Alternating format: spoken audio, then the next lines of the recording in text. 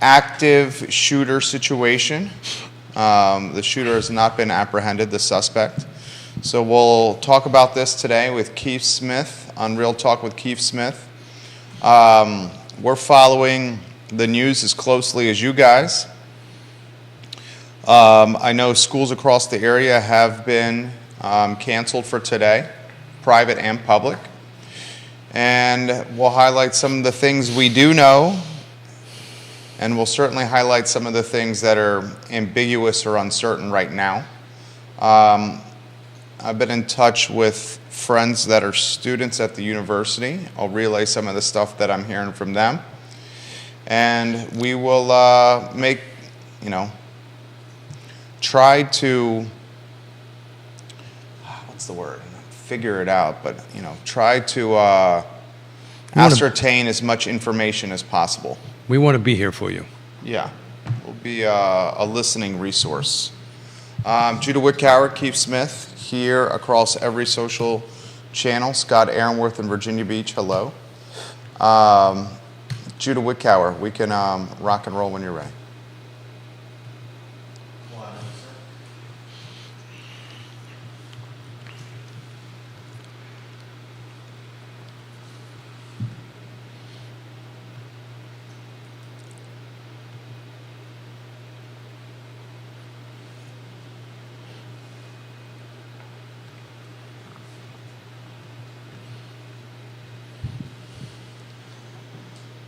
All right, guys, good Monday morning. My name is Jerry Miller, and welcome to Real Talk with Keith Smith. Thank you kindly for joining us here on the I Love Seville Network, an audience that is quite large, and like you, we're following the active shooter circumstances that have transpired since late last night. We received the notification, as you guys did, right before 11 p.m. on a Sunday evening, the suspect still at large. Multiple media outlets are now confirming 3 dead and 2 injured. Multiple media outlets are confirming among the 3 dead, 2 of them wide receiver Lavelle Davis Jr. And Deshaun Perry. More information is being released slowly. I would encourage anyone that's following this scenario, and many of us are, not only locally, but I'm hearing from folks across the country, is to follow the UVA Emergency Management Twitter account. A lot of the news is originating there and then quickly being disseminated. The handle is at UVA_EM. Judah Wickower is our director. Keith Smith will welcome you to the show and put you on camera. Just a heartbreaking situation here.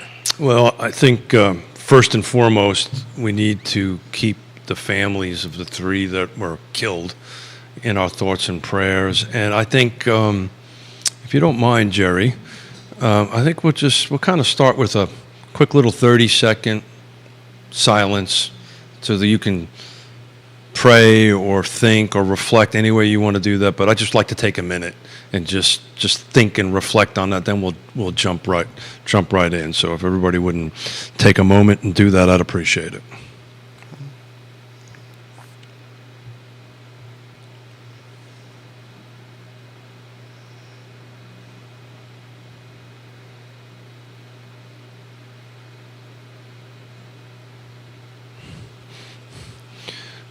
So this is not good.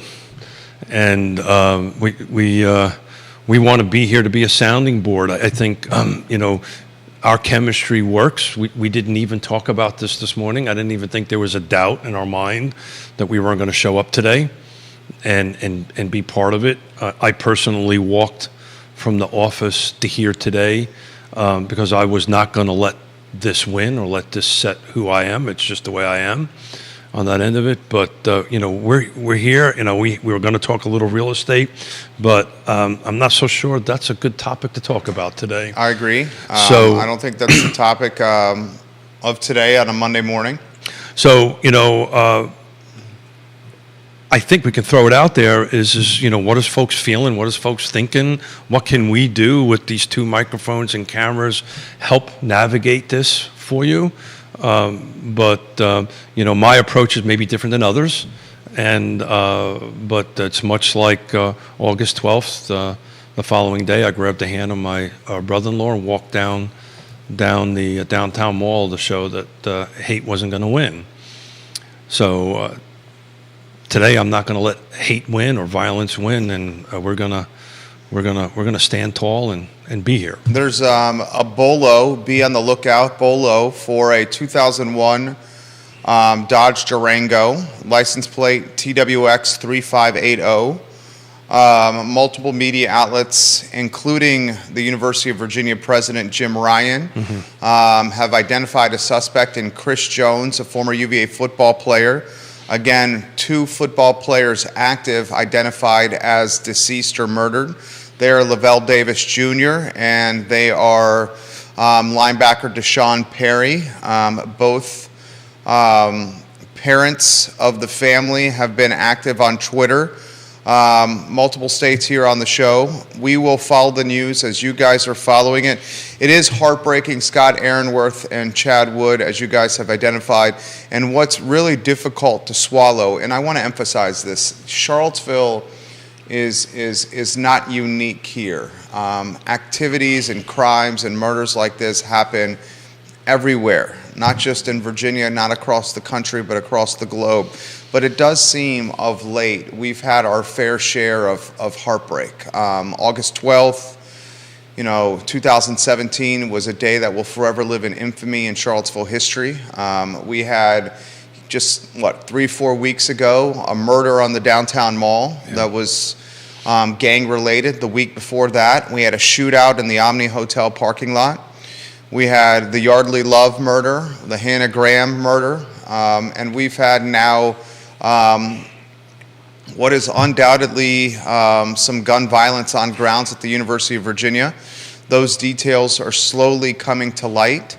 I've touched base with students that are active at the University of Virginia. Many have been in the same place for the last 9 hours, 10 hours since this was released. I mean, heck, we're now approaching 12 hours of lockdown here. Some students are in a lockdown scenario in their dorm rooms. Other students, like a friend of mine, is in a lockdown scenario at a library. Please keep everyone in thoughts and prayers. We have students that are locked down in areas that are not their homes. I mean, places where food and water are not prevalent, bathrooms are not prevalent. I feel for the parents of these students. Very much so. Students that may not have cell phone chargers with them, so the batteries on their phones are now dead. And I can only imagine the panic as a parent myself that parents are feeling without being able to get in touch with their son or daughter on grounds at the University of Virginia. This is a difficult situation for this community. It's a difficult situation. It's a difficult topic to talk about, but like any difficult topics, you need to talk about them, right? You need to have this conversation, and it's interesting until the moment that you just spoke. It's been a while since our youngest has been out of college, right? And as you were speaking, I was wondering what I would be thinking and what would I be feeling if Yvonne was at JMU or at UVA right now, and what would be my reaction? How would I, react to this? And it's interesting because you think you would want to react one way, calm, cool, collective, the former Marine security guard, the guy that's kind of been on the other side of this stuff in a very personal manner for a very long period of time. But once it's your children, it becomes a whole different animal. And it'd be really hard for me not to go physically there, but my wife would pull me back and keep me from doing that. But staying put until the all clear is given is absolutely hands down the best course of action forward on that end of it. But Jerry, I almost was reluctant to even say what I'm thinking, but I think this is a day to do that. It seems in the last 6 months, this has just got worse, right? We're just seeing more and more of gun violence that, since 1987, it's either I didn't hear it, I didn't pay attention to it, maybe it was there, or it just wasn't on my radar or whatever, but it just seems, and I just don't know the answer to that. Why is this happening now? Why is this surge, for lack of a better term, happening? And I'm dumbfounded. I don't know. Yona and I were talking about this on the way in. She goes, "What are you going to talk about today?" And I said, "Well, I had planned to talk about $1 million plus real estate thing, but obviously we need to talk about this today, and we need to see what the viewers and listeners are thinking and what we can do to help them through this." I think something that needs to be prioritized considerably more, and unfortunately it's something that has not been prioritized. Maybe it's taboo, maybe there's a stigma associated with it, but the need to prioritize mental health and the need to prioritize talking with professionals. I think a collateral damage of the pandemic and COVID has been being in quarantine for 12 months, 18 months, away from peers and teachers and role models. And when you're in your teens, your early 20s, when you're a young adult, you're impressionable, your mind is still developing. And I don't think we truly understand the impact of having children, young adults, teenagers away from role models and mentors. And that's what's happened. And one of the reasons we have seen so much violence of late is the mental health and the lack of making it a priority. It's time to debunk this stigma or this taboo that mental health should not be discussed with professionals, with therapists, with counselors, with social workers. If you are feeling something and you're uncertain about it, talk to someone that you can count on and have this person or these key people walk you through it.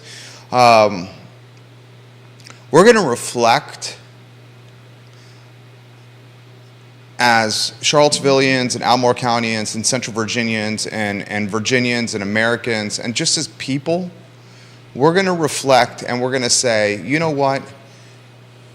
Keeping impressionable minds away from teachers and role models for so long had a damning impact on a generation of people. A damning impact. And the gun violence is undoubtedly peaked, and violence in general, not even with guns, has become undoubtedly a problem. When you take kids away from leaders and role models for long periods of time, and you keep these impressionable minds in front of screens for long periods of time, this is a collateral damage of what happens. So when you were in college, who was your role models? I mean, I had a ton of role models. Yeah. Coaches. Yep.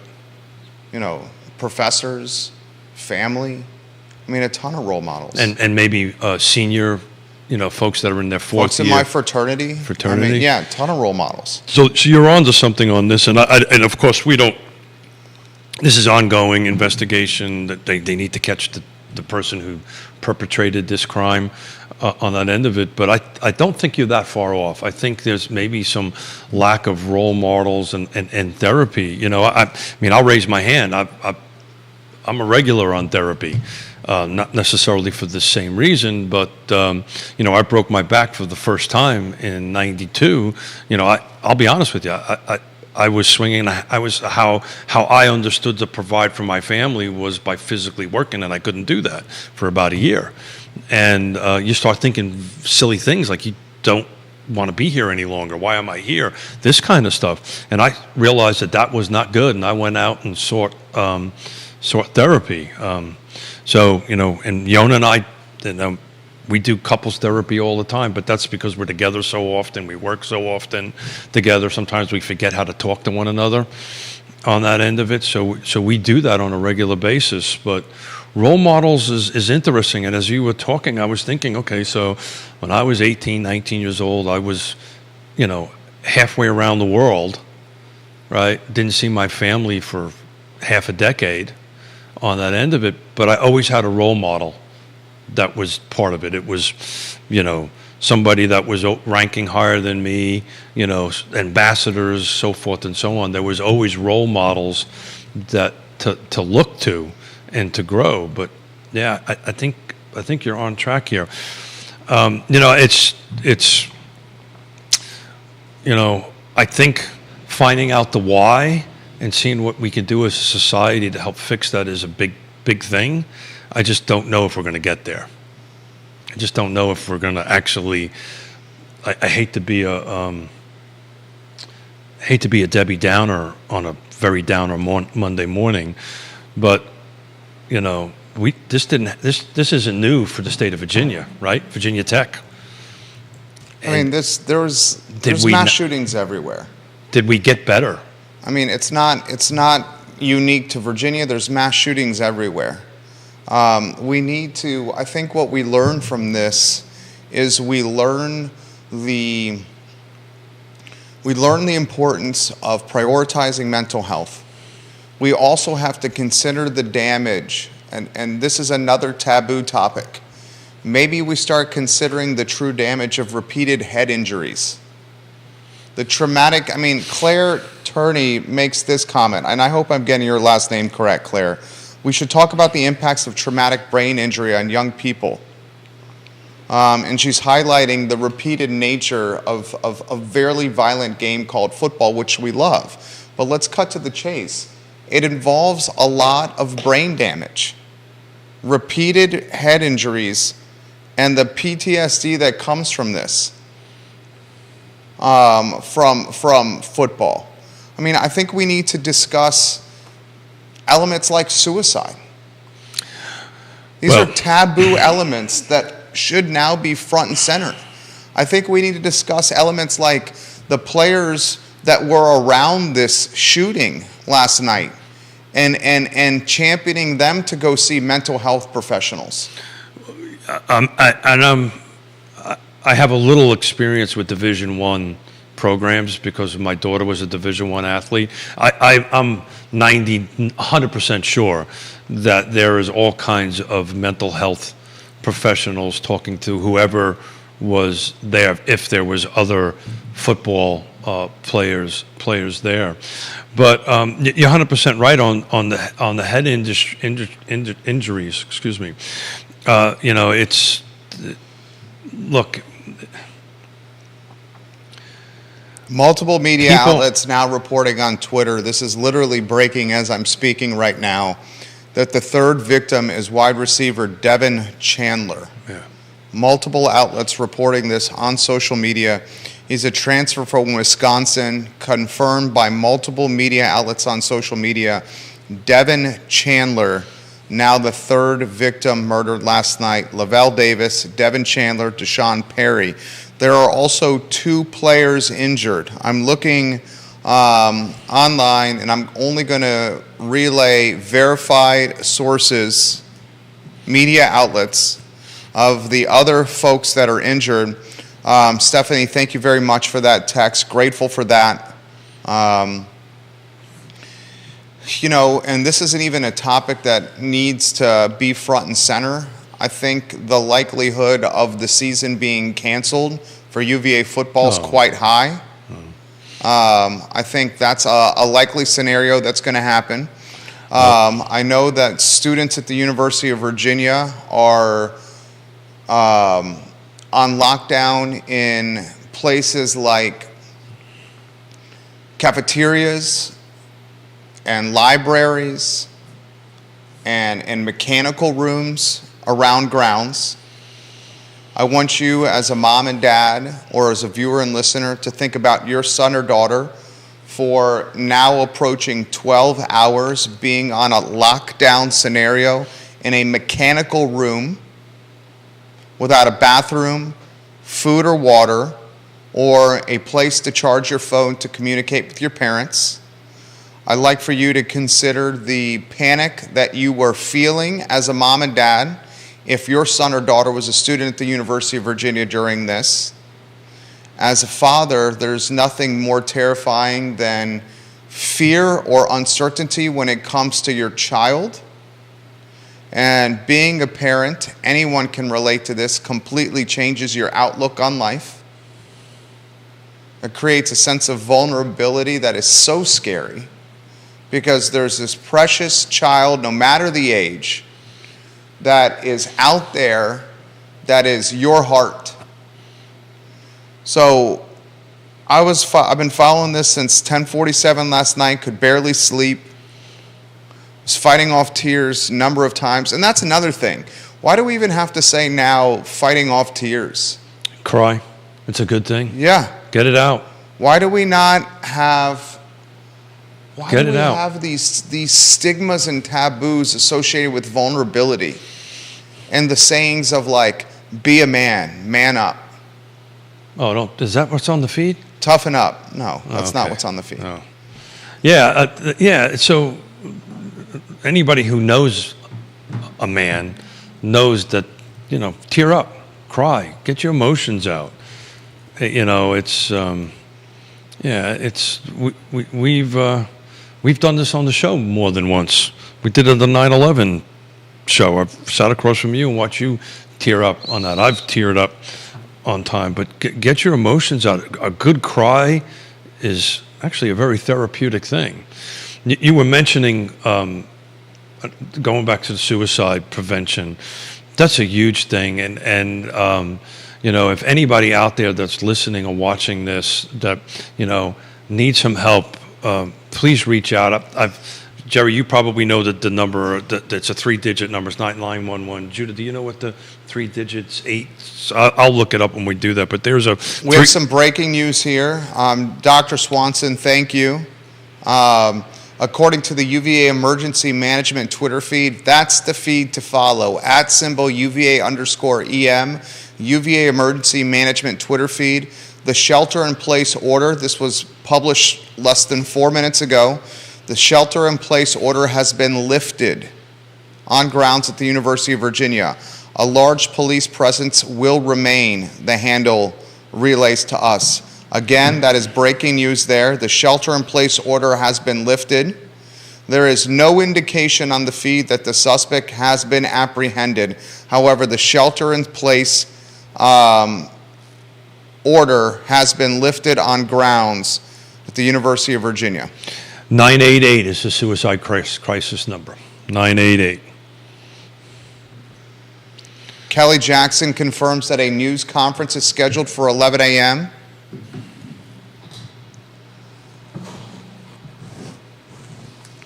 Yeah. 11 a.m. news conference. Scott Aaronworth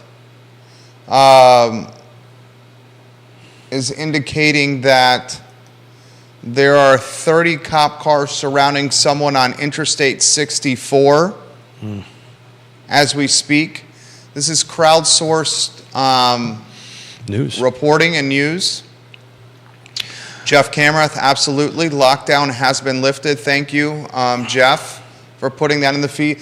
If you guys are seeing stuff in real time that is from verified and trusted news sources, put them in the feed and I will relay them live on air. But please, I ask respectfully that you share stuff that is from trusted outlets only, please. How you feeling? I feel like it's the responsibility of the I Live Seville network to be here today to communicate with the viewers and listeners that follow the network. We have an audience that is larger than the news outlets. And my wife, when we talked this morning, our son stayed home. We made the decision before his school closed to keep him home, but she knew that I was going to come here. And it's responsibility for us to connect with the folks that watch this network and to relay information to them. And she's nervous. I mean, we're in downtown Charlottesville in a storefront that's absolutely exposed that says I Love Seville all over it. That's exactly right. I mean, literally. She asked us to lock the door, and I promised her I would. But she also realized that this is what we do. and she had no doubt that I was going to be here and work today. And when you have a following that this is this large, and that's what the network has, it's the responsibility to be here. So we're coming up on show 400, and And we're coming up on show, thousands. yeah, I've done like 2,500 shows. And I'm sitting here, actually just looking at you and listening to you. And it's really, you up for 400 shows for how many hours we spend together, which is quite a lot, right? You know, and I'll be honest, you know, sometimes I get a little pushback, right?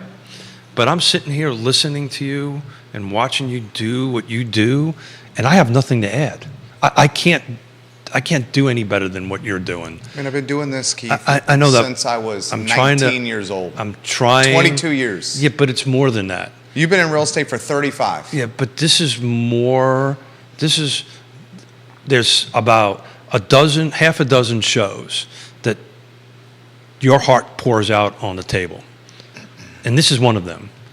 And you know, you have the skill. Yes, you know how to communicate. You know how you're just unbelievable. But what I'm looking at right now is Jerry Miller. What I'm looking at right now is Jerry Miller's heart and soul pouring out into this microphone, into this cameras. And I don't have anything to add to it. I can't add to that. I really can't. Kevin Yancey, multiple people putting in the feed. Mile marker 246 on Interstate 64 eastbound. 40 plus Virginia State police officers on scene with the vehicle surrounded. If there's anything you can find for us there, Judah, that would be fantastic. I'm pretty Virginia sure that's State what that Police, mile marker 246, Interstate 64 eastbound. I'll give that to you again. I-64 eastbound, mile marker 246, Virginia State Police. Anything that you can find from crowdsource, maybe Twitter or that handle, that would be fantastic. Well, Judah Wickhauer is our enterprising director Well, here. we're going to find out in about 15 minutes, I think. There's a news conference at 11 a.m. that the University of Virginia is releasing. Additional information. I also want to highlight this. The University of Virginia has done a fantastic job of communicating throughout this entire shooting. And I watched firsthand over the last 12 hours, this has now been going on for 12 hours, how the platform Twitter was utilized for getting news out in real time as quickly as possible.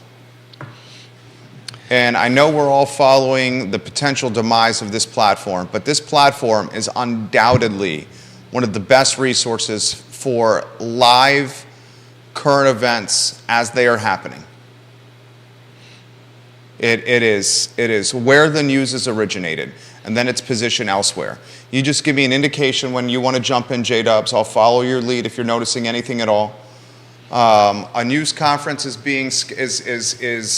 now on the horizon, the near horizon for the University of Virginia.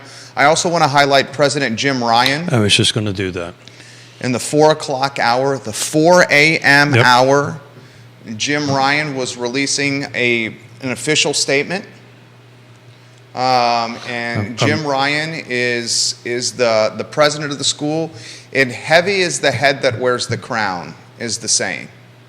And he wears the crown that we call University of Virginia. And in the 4 a.m. hour, this man is releasing an official statement that is at what looks like somewhere between 500 and 1,000 words. Oh, yeah. It also has, by the way, a link in it if you get a look on it for this, talking about student health and wellness website. And there's a hotline number to call in there. It's for the employees also. So take a look at that. The hotline number is 877-685-4836. So that's the UVA emergency hotline. Multiple people are saying 64 East is closed. Yeah. Interstate 64 East is closed. Thank you for sharing that. Scott Aaronworth, I agree about Jim Ryan being a class act. we're going to have, this is the tip of the iceberg. Yeah. And what I mean by the tip of the iceberg is we're going to have to navigate as a community a significant mixed bag of emotions. And I don't think this community is even healed yet from August 12, 2017. A month ago, we had a murder on the downtown mall. The week prior, we had a gunfight in the parking lot of the Omni Hotel.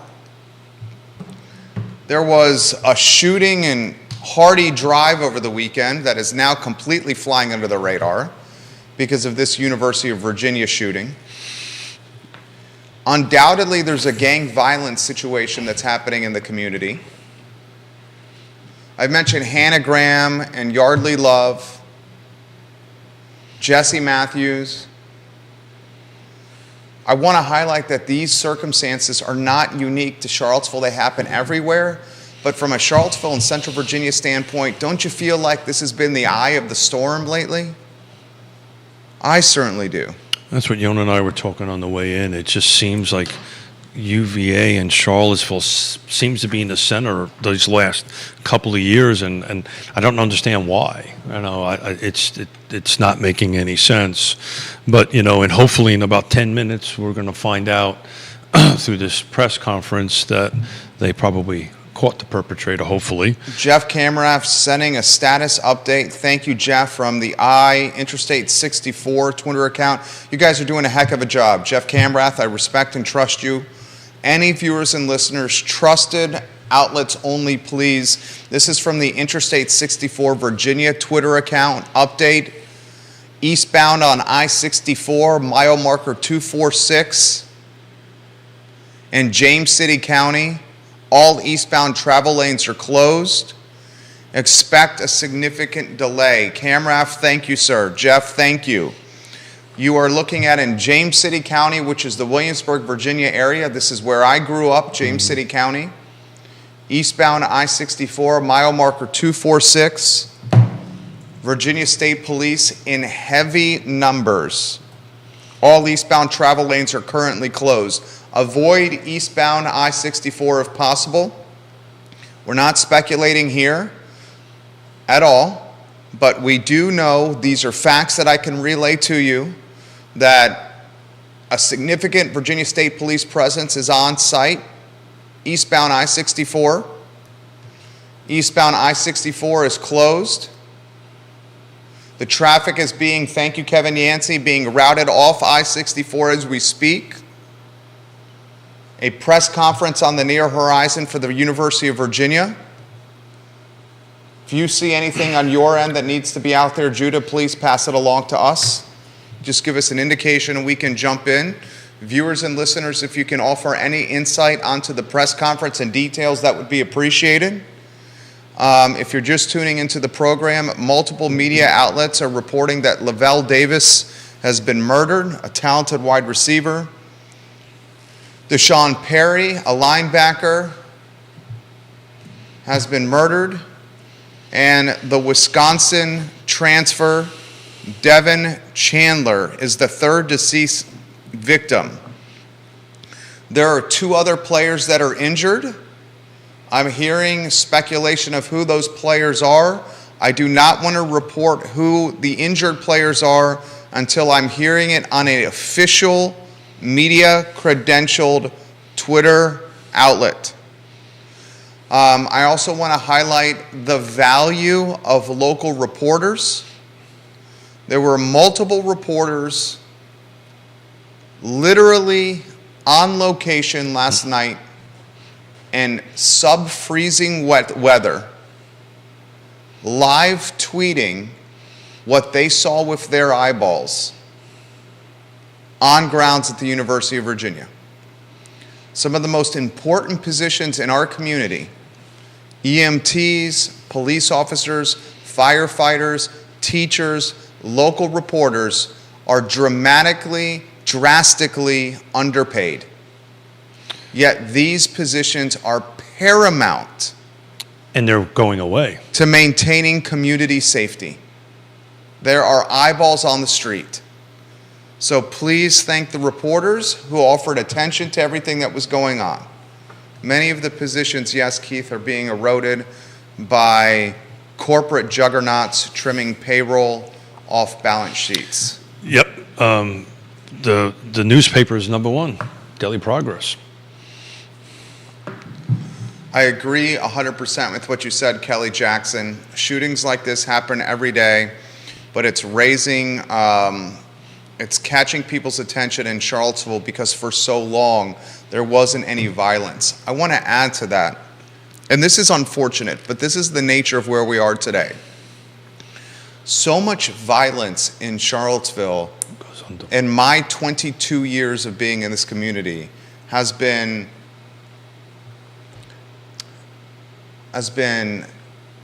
almost compartmentalized to a few small areas of the community. And underreported. And when that violence was compartmentalized to a few small areas of the community, people chose to ignore it or not acknowledge it. It wasn't until the violence was decompartmentalized and on the downtown mall, in the Omni Hotel parking lot, on grounds at the University of Virginia, that it became an issue or a problem or a talking point or dominating the news cycle. And that really is just an unfortunate element of life.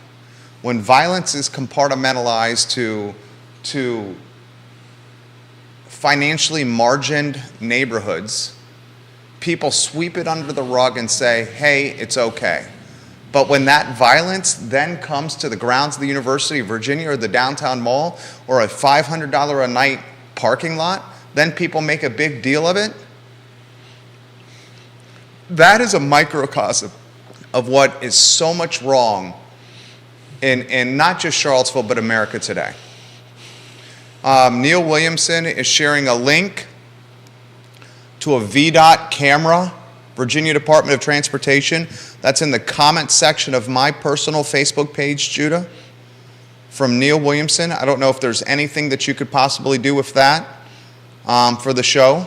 If there's not, I completely understand. This is a live show, a completely live show, so we're adapting to you guys. Neil, thank you for sharing that link. That link is in the comment section of my personal Facebook page right now. Another thing, you just give me a heads up if you want to jump in anytime you want here, J-Dubs. I will adapt to you, sir. Anything on your mind over there, Keith? No, I mean, I'm just, again, I'm just sitting here in amazement, one, watching you and listening to you, and I'm following the same Twitter feeds and Facebook feeds of the reporters and the trusted news sources, and you know, I think we've got about 5 minutes to fill here before we find out what the what's the next step here. You know, to your point of if it happens in certain sections, in certain parts of the city or the county or the country, it doesn't get spoken about that much. But when it happens in more affluent areas, because that's what we're talking about here, it hits the front news pretty quickly. You know, we should be looking at this all across the board. You know, look, this is, at its heart, this is a real estate show, and obviously today is not the day for that. But it's really no difference between housing affordability, right? And we've been talking about this on the show for a while, is that this separation between the haves and have-nots are growing, and the less fortunate than us are here. And we need to really take care of the other person, right? And it just seems a lot of that is going away, and I just don't know why. I know everybody on this network, everybody here, we try to reach out to somebody who's less fortunate than us and offer any help in any way, shape, or form that we can do that. But, you know, you're 100% right. It goes back to my comment is, you know, it seems like the last 6 months this has just been growing, and we've got it's,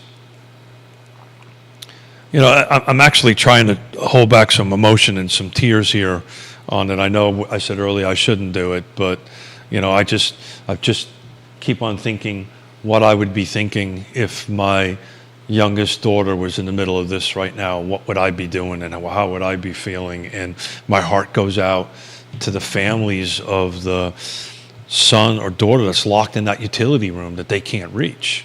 The terror that they must be feeling and the terror that they have to go through is unimaginable. That being said, I'm confident, I know, that this community will get through this. The live stream to the press conference, we'll see if we can air the press conference live here during this show. Stephanie, we're going to see if we can air that press conference. Multiple people are asking if we can do that. I understand that we have infrastructure and capabilities that other outlets do not here. I'm going to follow your lead on that. You have the link. I'm completely comfortable if you give me the heads up, and I'm speaking viewers and listeners in real time to our director, Judah Wickower. If we can we can even interrupt this broadcast to air the live stream live from the press conference. But I'll follow your lead, okay? This is completely in your hands. You let me know. If we can get the live stream here, the press conference is about 2 minutes away, J-Dubs. Completely in your hands here, J-Dubs. We will let you know if we're airing the live stream of the press conference with what's happening at the University of Virginia. Scott Aaronworth, thank you very much for sharing that link. There's so much to unpack with this story. I think how these stories, and I've been in my first job out of the University of Virginia was as a news reporter at the Daily Progress. I've also worked as a broadcaster in television for NBC 29 and as a broadcaster in radio for Monticello Media and for ESPN Radio. And often how these stories develop, the first 12 hours are often who, what, when, where, why. And then as the stories evolve, then you start unpacking aspects of the story, like the anthropology of it, the sociology of it. How did we get to these circumstances? You start highlighting elements like mental health. You start highlighting elements like gun violence. You start highlighting elements like the impact of quarantine and the collateral damage of quarantine, the collateral damage of screen time. You start highlighting elements like bullying and violence seen as children and how that transpires into adulthood. So I think you'll start seeing elements of this in the vernacular of the news cycle as the story matures. I'm completely in your hands here on the live stream. You can even jump in from a conversation standpoint if we don't want to text here. Just spoken word is faster than the Facebook message. You tell me what you want to do. Go to a 3-shot, get the microphone in front of you, and we can offer the viewers and listeners some insight into what's going on. Please. And anything I can do to help, Judah? I don't think so. Okay. You follow the live stream closely. We can even jump in. Do you think we can jump in? Can we go mic in front of you so the viewers and listeners can hear, and then get you on camera? Judah Wickower is literally adopting on the fly. Neil Williamson is saying I-64 East totally stopped according to the camera link. Thank you, Neil Williamson, for that. Thank you, Scott Aaronworth, for sharing that as well. J-Dubs, an update from you if you could, sir.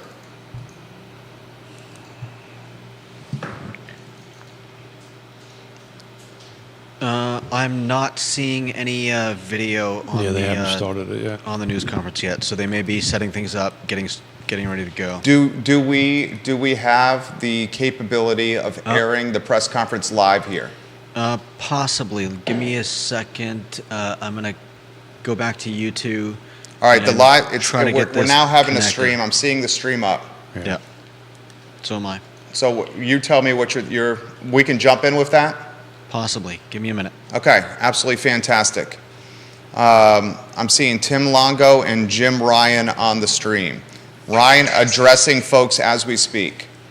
Judah's going to see if we can highlight the press conference here on the I Love Seville network for viewers and listeners. Thank you, Suzanne, for that update as well. I'm very grateful for the viewers and listeners with the updates that are happening.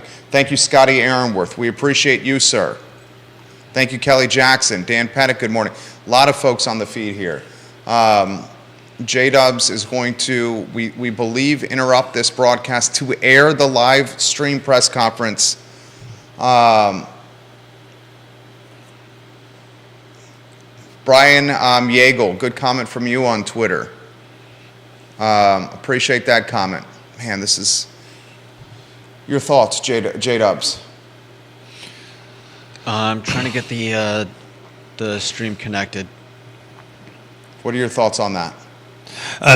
One of the good things about having hearing aids is I'm actually listening to it, and I'll jump in if they announce catching.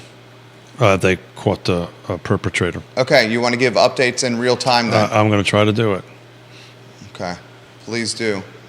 Thank you, Kelly. We are looking to make that interruption here. Jim Ryan and Tim, I'm seeing Tim Longo, the police chief at the University of Virginia here on the presser. We'd love to relay this to you in real time, literally adapting on the fly here with our technology. Any updates from you there, Keith? No, not yet. City of Charlottesville was sent home today, its employees. Yes, City Hall government. Thank you, Juan Sarmiento, King of Transportation, for that update. My understanding is much of City Hall, in fact, all of City Hall is closed. Or the employees are off. So were Albemarle County Public Schools, Charlottesville Public Schools, many of the private schools, if not all of them, were closed.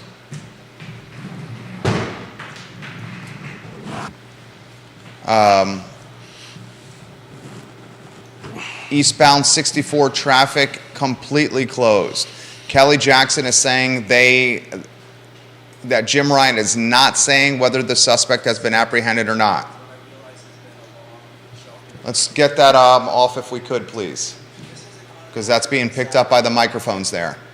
The entire university community. Thank you, Kevin Higgins, for that update. J-Dubs, can we jump in with that? Can we jump in with what? The press conference, the live stream. I'm working on it. I'm trying. Yeah, so again, I'm listening it here at the moment to match what Kelly has said. He's not naming the suspect at the moment. Any updates? He has named a suspect. He's No, I not meant as far indicating as whether they've been apprehended. or not. Yeah. Yeah. A suspect was named early hours of this morning. We are getting information that some of those players that have been injured, one of them in the wide receiving corps of the University of Virginia. I'm going to wait until an official outlet offers verification on the injured players who were also shot before making, I am seeing, yes, the conversation about the other players. J-Dubs, how you looking there? Still working on it.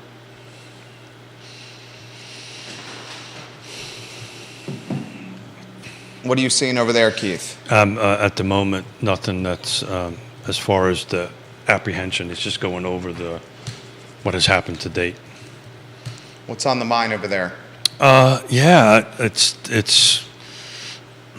I'm getting a lesson in live news communication here. Yeah, it's.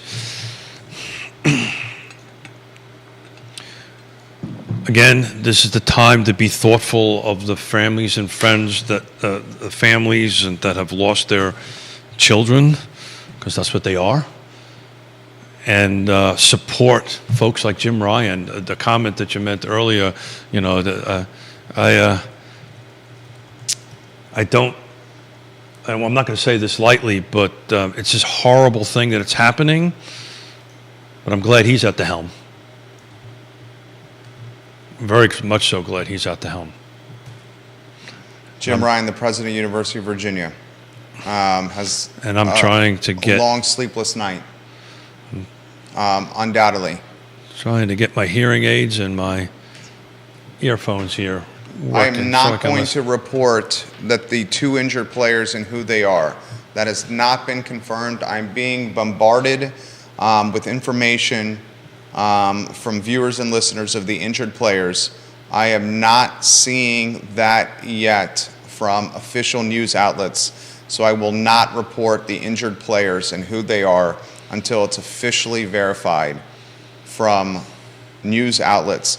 Tim Longo now on the live stream. Thank you, Scott Aaronworth. We appreciate you, Scott. Keep it up.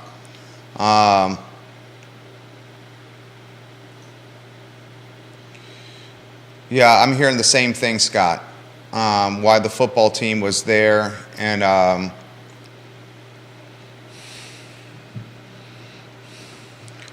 that the football team was on a field trip to DC and coming back from that trip. I've heard the same thing on that. Please keep the updates coming, viewers and listeners, if you could. Vanessa Parkhill, I feel the same way about Tim Longo, to have him in our community. Oh, without a doubt. The University Police Department chief.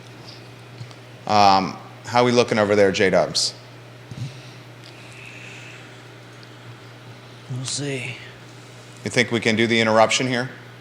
Maybe. Let's see. What are we, T-minus? If you can give a countdown to the viewers and listeners? I mean, I'm just going to work on this. Okay, you get it. Is your mic on? Yeah. Okay. We just got to speak up so they can hear you. Kelly, I completely agree about them doing an amazing job communicating to students and staff. The initial tweet of hide, run, fight was an impactful one. I know it caught a lot of people off guard when an official safety Twitter account, police associated Twitter account, is telling followers to hide, run, fight. But those are protocol measures used for active shooters. The first step is to hide. The second step is to run. The third step, unfortunately, if you encounter the active shooter, is to fight. Folks were caught off guard by that, but that is standard protocol. Kelly, I agree. I thought they did an absolutely amazing job communicating to students throughout all this. I'm going to try this, but I don't All right, know. so Judah's going to try to interrupt the broadcast here. When are we going to go? Can you give him a countdown, please? I just went. I don't think it's working. I'm going to try something else. Okay, so you're coming back to us because I'm seeing, so no luck with that? No luck with that. Okay, Keith Smith, what are you hearing from the press I'm conference just there? listening to Give us a recap, side-by-side updates. Longo's going through, Chief Longo's going through where they, at the moment, I just got my hearing aids connected to it, that they found the victims in the bus. So this was actually shooting happened inside of a bus. Yep. Close quarters, not outside the bus. You're our eyes and ears for the press conference. Relay what you're hearing, please. Got it.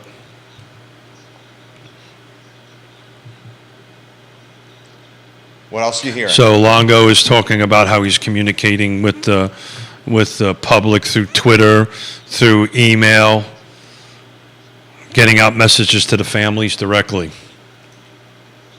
and to the young people. Multiple people are saying from the press conference. I know personally Chief Longo, and I'm watching him. Okay. He's emotional. I'm going to try this. You're going to try it? Judah's going to interrupt here with the presser. Just use your words, man. You got to communicate here. Okay, we got the presser live. I'm seeing it on screen here on the show.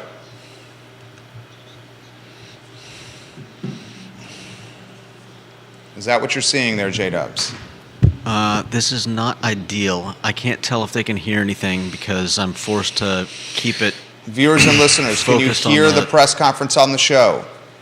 So he's at the moment talking about securing arrest warrants.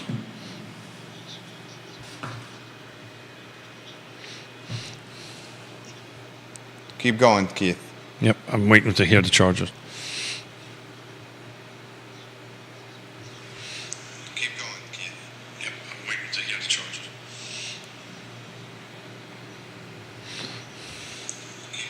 All right, there's no audio on that press conference, Judah. I didn't think so.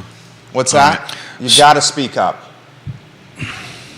I'm going to keep working on this, Jerry. Okay. You have So to he's at the communicate moment in giving these a times description here. of Mr. Jones as he's Okay. referring to him. So is there an opportunity to get audio? Yes or no? Not right now. Okay, thank you very much. So he's talking about the description: blue jeans, burgundy jacket, red shoes. So what he is saying, that they do not believe they have the, that's actually a good idea, Kevin Higgins. Put the presser on screen, Judah. Get the great idea, Kevin Higgins. I think we can do it this way. Get the press conference back on screen like you were doing there. Listen to it like this.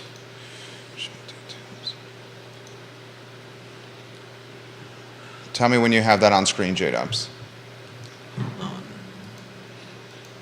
So he's describing the vehicle, the license tag. I didn't get a chance to write it down, but it's in the feed and everything. And he's talking about contacting. All right, it's up. With audio. No. Okay. Okay, that's on screen? Right. We just received information. Keep our mics hot. This is Tim Longo speaking. They received information the suspect's in custody?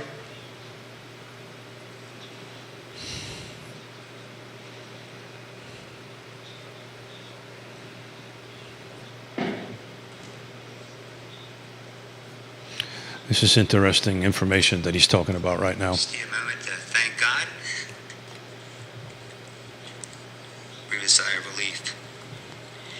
Mr. Jones, also had come to the attention of our threat assessment team because he was involved in a hazing investigation of some sort. I don't know the facts and circumstances of that investigation. I know that it was eventually closed due to witnesses that would not cooperate with the process. But through the course of the threat assessment team's investigation, we learned of a prior criminal incident involving a concealed weapon violation that occurred outside the city of Charlottesville in February of 2021. Your audio is behind. What's interesting about that case is he's There required you go. as a student at the University of Virginia to report that, and he never did. And so the university has taken There appropriate you go. Suspect is in custody. administrative charges through the university's Judiciary Council, and that matter is still pending adjudication. So you're about 10 seconds behind. Please. Thought it important to share that information with you, to let you know that he had been called to our attention, and to answer any questions you might have about that. I want you to hear that. I want you to hear that from me, not hear it from someone else. So I'll stop there, and we'll take any questions that you might have.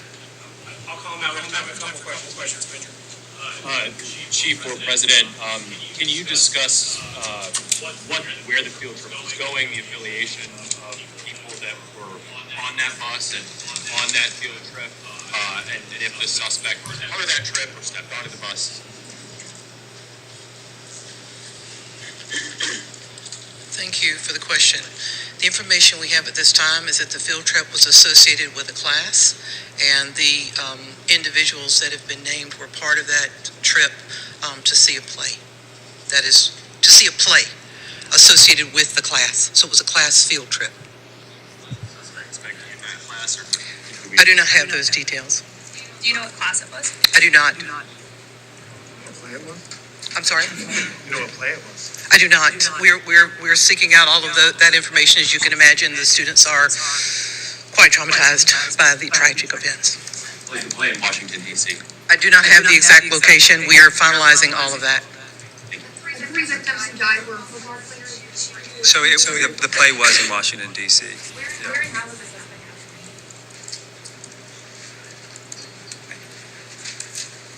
I have not been shared that information yet, and it will come a point in time when we will share that information, I'm sure, but now is not the most appropriate time.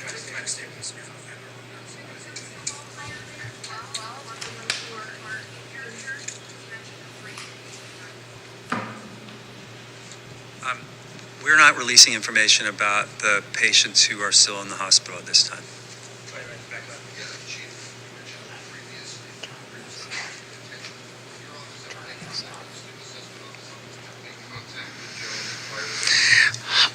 I can't speak for student affairs. The University Police Department had no contact him with this. The University Police Department is one of many people that's on that multidisciplinary threat assessment team, and we provide some of the background with respect to individuals to come before that team, but to my knowledge, we did not have any contact with Mr. Jones with regard to that incident. My understanding is ballpark about 25.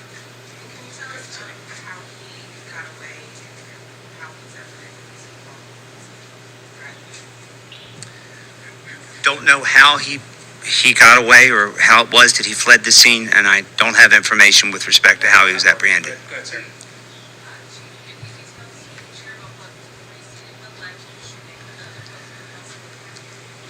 We're in the process of doing that now.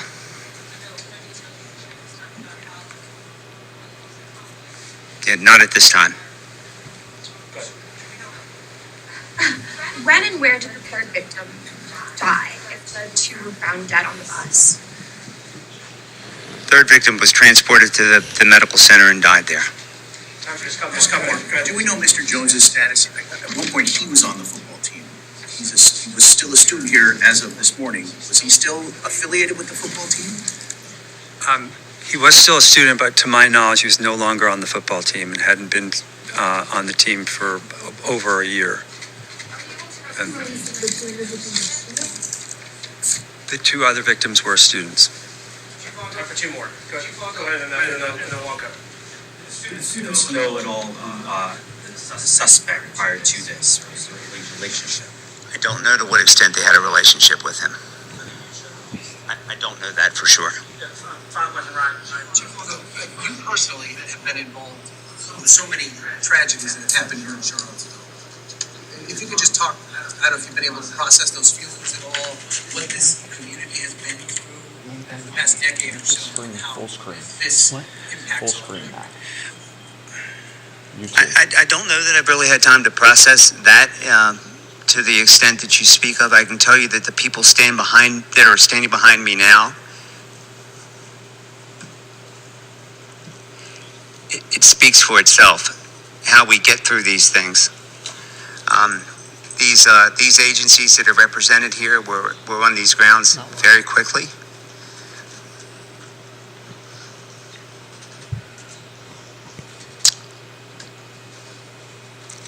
I'll try to do better next time. That's all I have for right now. We can't do this alone, and we obviously haven't. And we Found on campus, off campus at least. Or where he's in custody, or who was brought into custody? Well, I can tell you to the best of my knowledge, he was not found on campus. I cannot tell you where he was located or where he was taken into custody or where he's located now. State police take him into custody. We'll have more information on that. Thank you all very much. We'll have more information as we have it. Thank you all very much for coming today. Okay, presser's done. You can come back to us. Watch mic levels, especially one that was turned up over here. All right, we back on screen? Yeah. All right, we're back on screen here. That was a live look at the press conference Jim Ryan and Tim Longo had. Thoughts from the press conference so far? Let's stick with facts here. Yeah, so I've been taking some notes as I was listening to my hearing aid. First and foremost, thank God he's been captured and he's in custody. That happened, was noted I timed it at 11:14.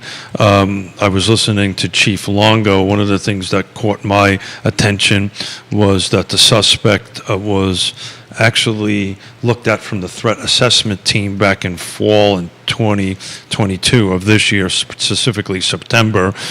Apparently there was some threats and some hazing. He didn't go into it in any great detail, but what I thought was interesting, what Chief Longo stated, was that apparently there was a concealed weapons charge back in December of 2021, if I have my notes, yes, 2021, and apparently he failed to report that, which he's required to do. Now, if somebody is going to perpetrate some sort of crime as he did here, notifying somebody that he was charged with concealed weapon was probably not what he's going to do. So, but that was what my takeaway on that note. I think it was very good to see the state trooper walk up to Chief Longo and apologize I interrupted, but to let Chief Longo know that he's in custody, which is a good thing. We can start our healing process, and but they were very much so talking about the investigation process, and the reporters were asking very good questions, but unfortunately most of them they couldn't answer because they're in the middle of the investigation. So the good news is we have the suspect in custody.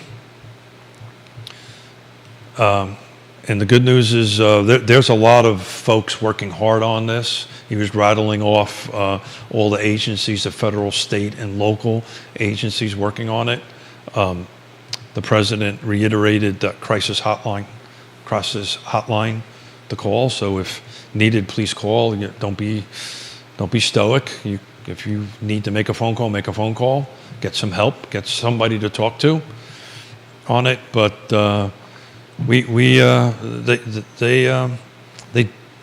hats off to police. Hats off to the folks in the state, the police department, and law enforcement across the board. They put the man in custody. Natural questions that I think we all will be asking this. Here are natural questions. Natural questions I have. I would imagine you guys would have similar questions to me.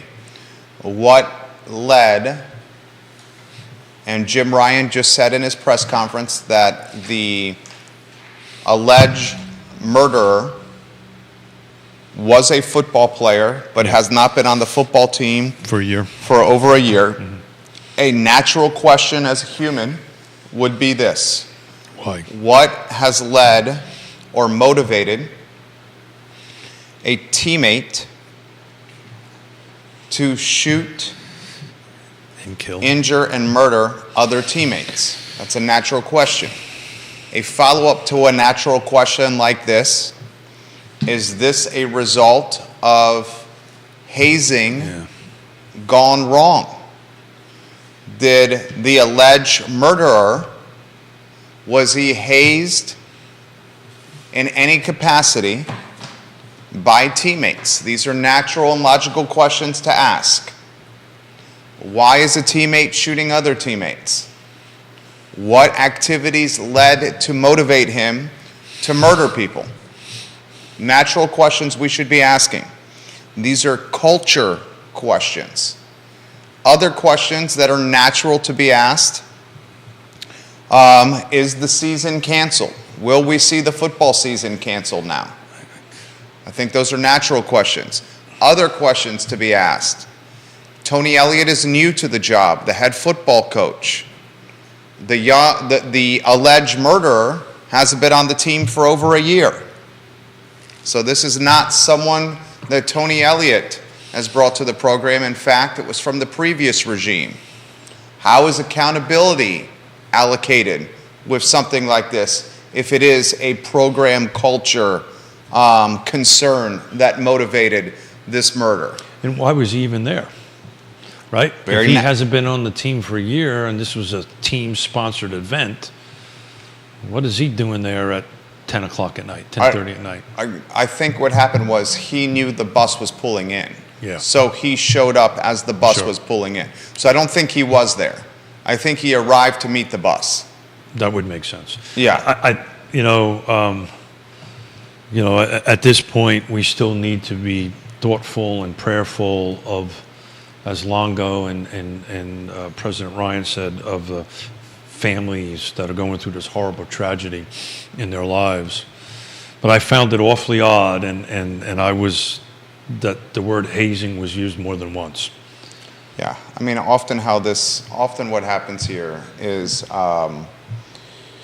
you've seen this in the National Football League with Richie Incognito, is a good example when he was with the Miami Dolphins. Oftentimes, initiation rituals go well beyond initiation rituals, and they go into downright criminal when it happens with activities in the locker room.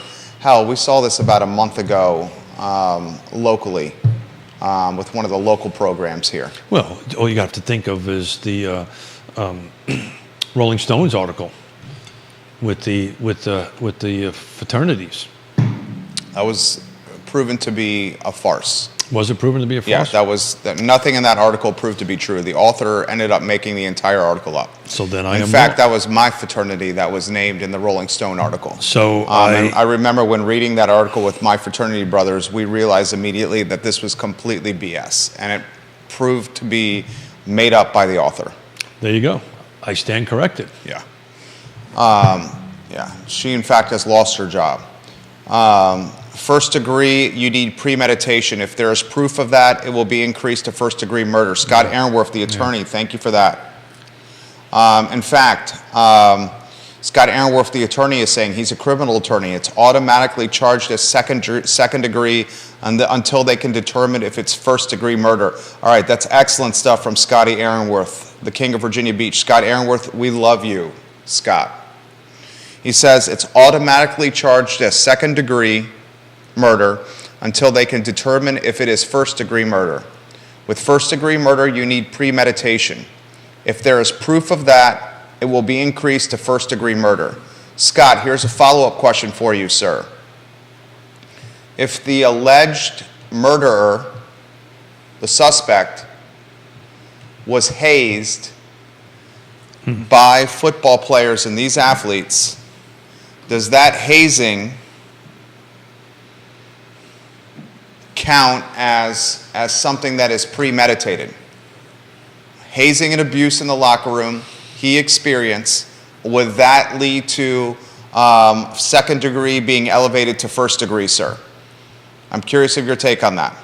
So we're saying that the folks that were murdered, hazed the suspect, and that raises it to first degree? That's what I'm asking the attorney. Yeah, that's what I'm asking the attorney. Yeah, well, I mean, clearly, I'm not an attorney, but if the fact is that he met the bus there with a loaded weapon, pretty sure that was premeditated. It's not going to take much I think, to go from second degree to first degree. I mean, if that's what happened. I think with something like that, Kevin Higgins, I do not think the shooter was on the trip to D.C. Yeah. Jim Ryan indicated that the suspect was not on the football team for over a year. Yeah. So I would not imagine that this suspect was on a team trip to D.C. to go see a play. They were on a trip to D.C. to see a play, a theater play. So I would not, and I don't want to use words like assume, but I do not anticipate that the suspect was on the bus. What I gather from the utilization of common sense is the suspect met the bus as it was arriving back to Charlottesville. Vanessa Parkhill, you're correct. Vanessa Parkhill they said in the press conference that the trip was for a class. So it doesn't seem like it was a team trip. They were there to see a play, right? Going there to see a play. Neil Williamson, class trip, not a football event, a class trip that involved a lot of football players. Which this suspect may have been part of that class. Possibly. May have been part of that class. He may have been on that bus. Neil Williamson, thank you, next page. But all this is part of what Chief Longo was saying, is in the investigation. Could you see what the viewer slid under our door there and bring that to me if you could, please? I'm just curious to see if that's anything that pertains to the investigation. You can just slide that over to me. Thank you kindly. Neil Williamson, that's a great question. Thank you. Go ahead, Keith. Yeah, so I mean, this is what Longo and this is what everybody says during the initial hours of some type of investigation like this is, it'll start maturing and facts will start coming out over time. We're making, as you said, we don't want to use the word assumptions, but we're making some assumptions. So we know that it was a class trip. It was not a football team event. Is that a fair statement? We're looking for that information. Yeah. Multiple folks are saying it's a class trip. So perhaps that's how the young man the alleged murderer was there. Yeah. If it's a class trip. Reports are saying that the suspect has been Jason Halloran. I respect you tremendously. Can you link to those reports before I relay that comment online? Jason, I would certainly want to report what you were saying on the show. But if you can link to an outlet that is reporting this so I can report it with justification or with the backing of the outlet. Before I make this comment, which very much pertains to this investigation, this is crowdsourced news here. And in a lot of ways, folks, this is the future of news at the local level. Utilization of eyeballs and many people using social media at the same time to help figure out news with one platform that has a large reach, aggregating all that content and relaying it and delivering it to you succinctly and clearly. I'm getting information in real time in the studio, slid under our door. Jason Halloran, if you can link in the comments section the comment that you just relayed to me so I could relay it to the viewers and listeners. Amanda Haney Perkins, you're exactly right on that. The show is currently airing on 15 Facebook pages, 15 Twitter accounts, LinkedIn, YouTube, iTunes, Spotify, Apple Podcasts, and will soon be syndicated across every social channel out there. So we're doing our best to aggregate all the content at once. So I'm following the New York Times, and it looks like the football team is going to be doing a press conference here shortly. Okay, details that you can relay to us Yeah, from right that. now What's the time saying? It's not. It's on a hurry up and wait. But it's at the moment, if it jumps in, I'm listening to it on my hearing aids here.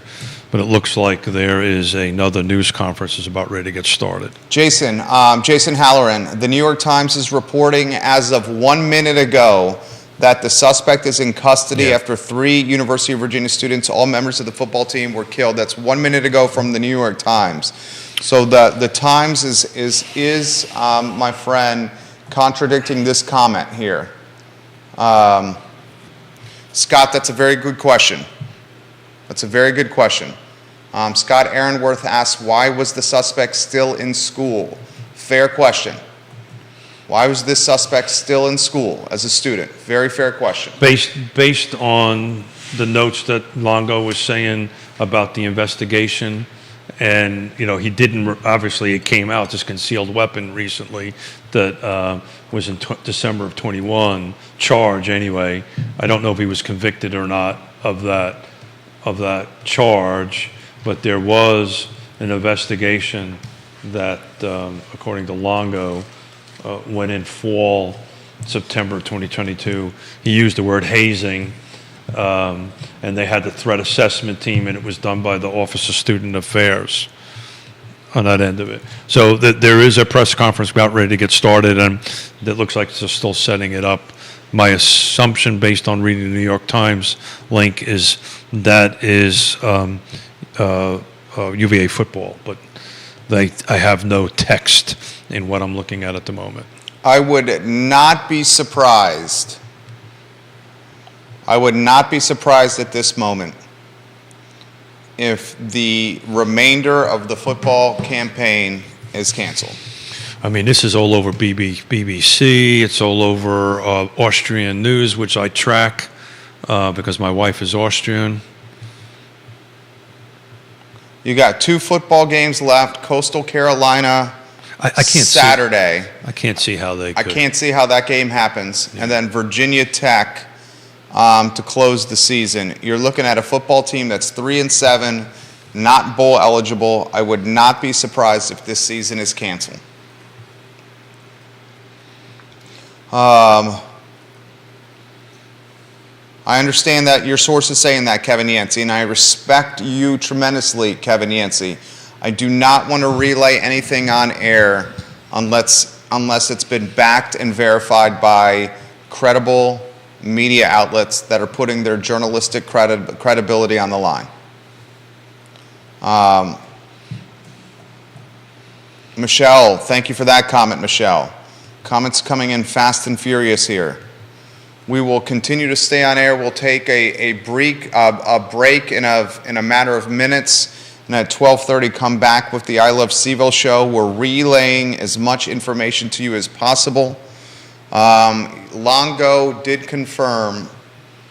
Exact words were the suspect in custody. Oh yeah, I can absolutely confirm that. I watched it live as the state trooper pulled Longo aside off of the podium, whispered in his ear. Longo came back, said was very emotional that the suspect is in custody. Paused for a moment to say a quick prayer, and then went on with the conference. Like I said, I'm watching the New York Times from some other news conference is about ready to start. And at the moment, my assumption, based on reading it prior to clicking on it, was this was in reference to the. It's either going to be the AD or the football coach, either one of the two. But it's a sports-related. But imagine that's the athletic director. I would imagine it's the AD. Especially since the football coach has been on the job less than a year. Yeah, but I'm waiting for it to go live. We have the shooter is in custody. 11/14, according. I wrote it down when Longo said it. Will be charged with 3 counts of second-degree murder. The shooter. A sigh of relief can be breathed. We all have the questions of how the student had a gun, why he had a gun, was it registered, was it licensed? All those questions I'm asking as well. And how did the fall investigation go? Right, I think there's going to be some questions about that. How the fall September, as Longo said, hazing and the threat assessment team. What he did say, and I'm reading some of my quick notes here, there was no actual threats made, so that was part of the reason maybe it did not proceed any further than that. I wonder, another question I'm asking is, other than if he was on their, to use Chief Longo's words, he's been on their radar for a while. Why did he get off the football team? Was it because of playing, or was it because of something else? Well, he was a walk-on, so was not a scholarship player. Mm-hmm. Was not a highly touted recruit.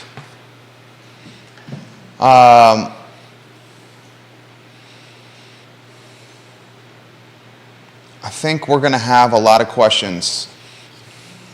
A lot of questions. Chad Wood, we're wondering the same. Multiple people are wondering if he was on the class trip or if he waited for the bus to arrive. I think that's a fair question. Was he on the class trip or did he wait for the bus to arrive? Fair question. Other questions I think that are legitimate are this. Is this in retribution to hazing gone wrong? Is this in retribution to any kind of hazing or team violence gone wrong? I think that's a fair and natural question to have. Fair and natural questions to have are, how will this impact the remainder of the season, football-wise? Fair and natural questions that I think all of us are having right now are mental health and the need to prioritize mental health, the need to stand up to bullying. Bullying is paramount. The need to debunk the taboo that comes with speaking with counselors and therapists and social workers. Is that official, Chad? Is the basketball game officially canceled tonight? If you could link to that, that would be appreciated, sir. We appreciate you, Chad Wood. I would like to get some news out on that. We understand the responsibility we have here. I'm not seeing anything on any of the feeds at the moment. about the basketball game. If you could link to that, that would be fantastic. Multiple people are putting that in the feed. There is a game tonight. Common sense would suggest that game would be canceled this evening. It is. Multiple people are confirming it. I'm looking at the schedule. The game against Northern Iowa, 8 o'clock tip tonight, John Paul Jones Arena, has been canceled. Tonight's basketball game, 8 o'clock, Northern Iowa, has been canceled. John Paul Jones Arena. That news just released here. Thank you, Scott and Kevin. Appreciate that. Thank you, Neil. Thank you, Kevin. Thank you, Grayson. Thank you, guys. We're adapting on the fly, literally in a live setting. Matt Bascom. I will read what you just linked to. I appreciate that link. Let's see. Deshaun Perry, linebacker. Lavelle Davis, wide receiver. Devin Chandler, wide receiver. Those confirmed murdered. The two other hospitalized players are also football players. Multiple media outlets reporting. Classes canceled today at the University of Virginia. The shelter-in-place order has been lifted. Suspect has been placed under custody. Suspect is in custody. Absolutely. The FBI was on the scene this morning. Multiple media outlets confirming the FBI was on the scene today in Charlottesville this morning. Jones is a former UVA football player, a walk-on. Out of curiosity, we wonder if hazing was an issue. Well, I mean, Longo doesn't, I know him well enough to know he doesn't say anything without a reason. So that's a good indicator that that's probably the path that they're looking at. More, thank you, Bascom, Matt Bascom, for that link. Appreciate that. If you see something that needs to be reported to the community, please put it in the feed. Please have the content that's in the feed backed by media outlets. This is from Scott Aaronworth. Scott, you've been fantastic through this, the attorney. The bodies were found inside a charter bus where they had been for the day, enjoying the school activities, having a meal together, and coming back to grounds. That's what Longo said during the press conference. Someone amongst them chose to do an act of violence. We found them dead inside the bus. So I can add some clarity to that because the Longo said the third victim perished at the hospital, not in the bus. So two of the victims perished in the bus. So let's see. Hold on a second here. It's about ready to go live. Tim Longo said the suspect had previously been under investigation. I saw the DM, Kevin Yancey. I saw it. I appreciate that.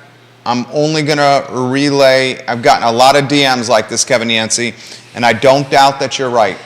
I have complete confidence in you, and you've proven your value multiple times on the show, sir. I have tremendous respect for you. However, I'm only acknowledging on the talk show and this network information backed by media outlets, sir. Scott Aaronworth is offering a summary of the Longo press conference. People are asking for the link to the football press conference. If you have that, Keith, give us that. Yeah, link so this is... What's the link, the direct link to the football conference press conference? I'm trying to find that for you. I'm not as technical as everybody else. Scott's summarizing the Longo press conference. So basically, this is just a feed that popped up on my New York Times feed. Let me see what I can do if I can get you a link here. Summary from Tim Longo. This is Longo's words from the press conference. The suspect, Mr. Jones, came to the attention of the University of Virginia Threat Assessment Team in the fall of 2022. Back in September 2022, our Office of Student Affairs reported to the multidisciplinary threat assessment team that they received information that Mr. Jones had made a comment about possessing a gun into a person that was unaffiliated with the university. That reporting person, unaffiliated with the university, to the best of our knowledge, never saw the gun. The comment about Mr. Jones owning a gun was not made in conjunction with any threats. So as early, and this is directly from Tim Longo's press conference, September 2022, the Office of Student Affairs reported to the multidisciplinary threat assessment team that Mr. Jones, the suspect, was making comments of owning a gun. Okay, so you're talking about October, November, a couple of months since he's made the statement of owning the gun. Michelle, you're exactly right. The wide receiver, Chandler, died at the hospital. That's exactly right. He's a transfer from Wisconsin. A link to that presser, Keith, if you have that. I'm working on it.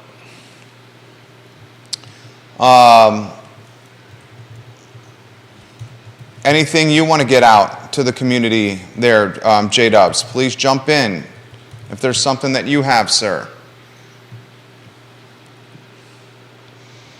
The press conference that just transpired at 11 a.m., you can find at virginia.edu/live.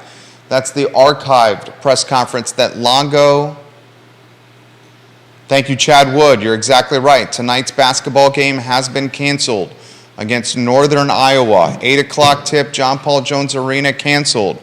The next basketball game for the University of Virginia this Friday, Las Vegas against Baylor in the Continental Tire main event on national television.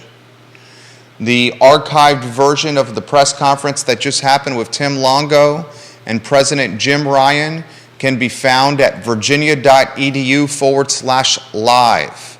virginia.edu/live. Tim Longo dressed in a navy blue suit with a navy blue, Jim Ryan, Jim Ryan in a navy blue suit and a navy blue tie. Certainly looks tired from a sleepless night. Tim Longo dressed in his university police department uniform. The chief of the university, Tim Longo. So I'm not being much help here. This is directly from my New York Times app, and I do not know how to get a link off of that. So this was a push. Are you sure the press conference is happening with the football team? Okay. That's the University of Virginia. You want to help them with that, J-Dubs? As soon as somebody comes to this. Yeah, let's let J-Dubs take a bus there. Take a look there.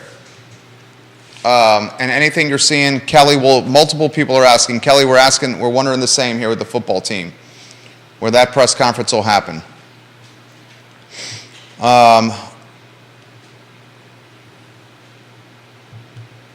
Jump in with comments, please. Thank you.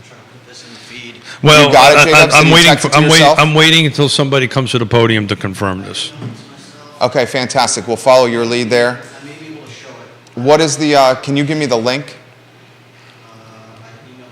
I'll text it to you. I'll text it to you, Jerry. Thank you, Judah. And then I can take what you text to the viewers and listeners here.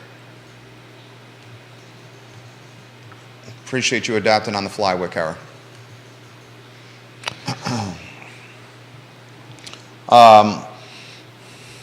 Just a heartbreaking scenario here in Charlottesville.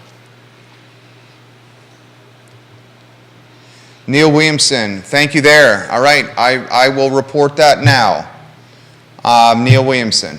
Appreciate that, Neil Williamson. This is now backed by a media outlet. A reporter with NBC 12 sister station WAFB in Baton Rouge, Louisiana, is confirming that running back Mike Hollins is one of the injured players. Mike Hollins, one of the injured players. This, according to WAFB in Baton Rouge. He is one of those injured in a shooting at the University of Virginia. WAFB Channel 9 in Baton Rouge, Louisiana. That's fresh news for you here. Thank you, Neil Williamson. I appreciate you, sir. I'm comfortable reporting this since this is backed by a media outlet who has his journalistic integrity and credibility on the line. We now know that Lavelle Davis, a wide receiver, has been murdered. Devin Chandler, a transfer from Wisconsin, a wide receiver, also murdered. Deshaun Perry, a linebacker, murdered. Mike Hollins, a key contributor in the backfield, a running back, one of those injured. One other player has been injured as well. I'm hearing this members of the wide receiving corps, but until I see that from a credible media outlet, I will not report what I'm hearing with the second injured player. So that link just went dead, so I'm not so sure that was an actual live. Yeah. We're giving you updates in real time. Please keep them coming. You can DM me, text, at me on Twitter, email. We'll happily relay it on air as long as this is backed by credible news outlets. The Charlottesville and Central Virginia community, much of the Commonwealth, in a sense and stage and mentality of heartbreak as we make sense of senseless violence and another school shooting that has fans and parents and players absolutely heartbroken. Chad Wood, I've heard the same thing about that, about the second injured player, but until a media outlet reports the second injured player's name, I do not want to pass that along to the viewers and listeners. Kelly, I'll follow your lead on anything that comes from that. I appreciate that, KJ, from you. We now have official confirmation that Mike Hollins is one of the 2 injured players in the shooting. We have WAFB TV Channel 9 in Baton Rouge, Louisiana, currently reporting that Mike Hollins, the running back, is among those injured in the shooting last night at the University of Virginia. Thank you, Chad. I appreciate you, sir. Chad Wood. Quite a bit, sir. You've contributed to the show. Viewers and listeners, you guys are contributing significantly to today's show. We are crowdsourcing content and news. We're aggregating it on one platform and we're relaying it to the community. In a lot of ways, this is the future of local news as big box brands slash budgets and make it difficult to maintain talent on local payrolls. Anything you are seeing, Keith Smith, that you'd like to get out to the community? No, sir. So I do want to apologize on that live feed. It was some sort of continuous loop, so that never generated into anything. And I'm just tracking my New York Times. I would go with some tweet. of the local outlets. Yep. For content here. Jump on Twitter. A lot of it's originating Yes, there. sir. If That's you what could. I'm on Twitter right now. A lot of it's originating here. I want to highlight the value of local reporters here. Local reporters here. Underpaid, but certainly not undervalued. Local reporters standing in freezing cold weather, updating the community throughout this 12, 13-hour saga. Daily Progress, job well done. NBC 29, job well done. CBS 19, I'm following at the moment. Interstate 64 is at a standstill. Multiple people are showing the I-64 webcam for us here. If there's any good news from this, is the suspect is in custody. Good news is relative. I completely understand that, but the suspect is in custody. The lockdown has been lifted. Students, please call your parents as soon as possible. You'd like to jump in with anything, Keith? No, I'm just going to echo that. Please reach out to your parents as parents. Let everybody know you're okay and safe. I'm just following a couple of different Twitter accounts here, and I have not seen anything new other than what you have been reporting, which was custody of the suspect, and the hazing thing keeps to be coming up on some of my Twitter friends. Twitter accounts here that I'm taking a look at, and I think the next step is, as you said earlier, the who, what, when, and why. We're going to start getting into the why portion of this at the moment, and but the good news is he's in custody, and that everybody can rest at ease. Hopefully, get back to somewhat of a normal life. It's as I'm following this and listening to you and listen to the feeds coming in here, this is going to mature and this is going to move along. I think the big question I'm asking myself was he on the class trip or not?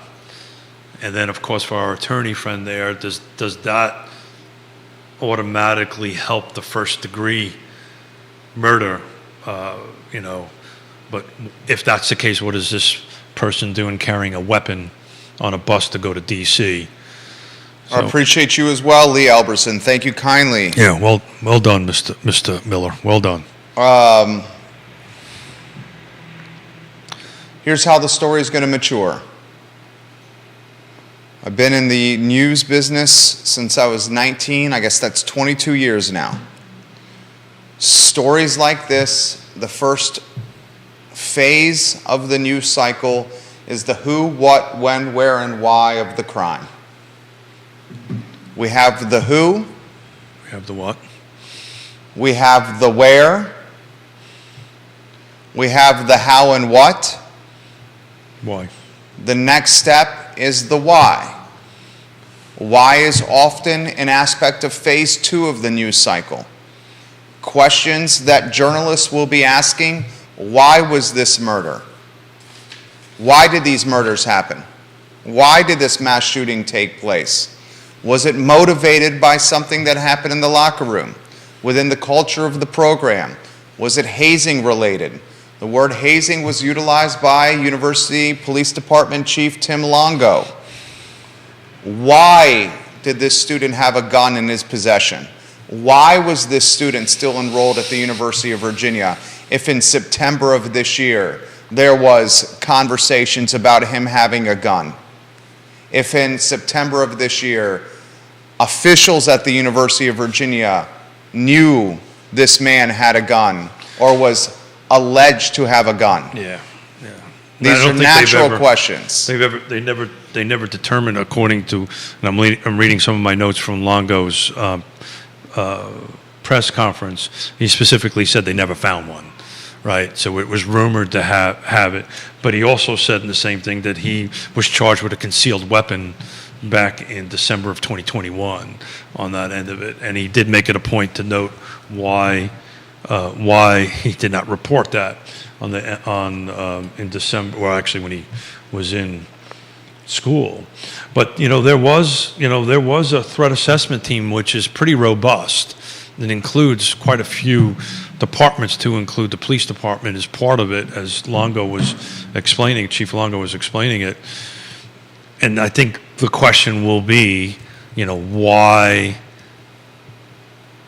was there a more robust action taken at that particular time? And I suspect when that information gets out, it probably didn't raise to a certain point where they could actually take action on it.